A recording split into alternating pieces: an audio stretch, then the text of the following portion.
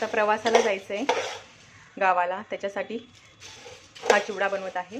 थोड्या तेलावरती मी मोहरी, जिरं, थोडेसे शेंगदाणे, थोडीशी अख्खे चणे घालून परतवले, हिंग थोडासा घातला, एक लहान हिरवी मिरची घातली, लसूण घातल्या 4 पाकळ्या आणि छान हे मिक्स चुरमुरे आहेत, म्हणजे बाजरीचे आहेत, ज्वारीचे आहेत आणि तांदळाचे आहेत असे घेतलेले आहेत।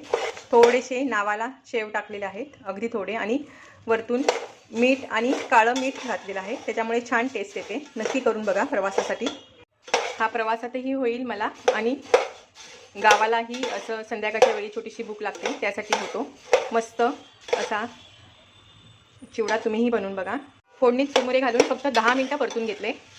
मस्त असे मंद आचेवरती कुरकुरीत कुरमुरे छान परतले जातात आणि आता हा थंड करून मी पॅक करून घेणार आहे।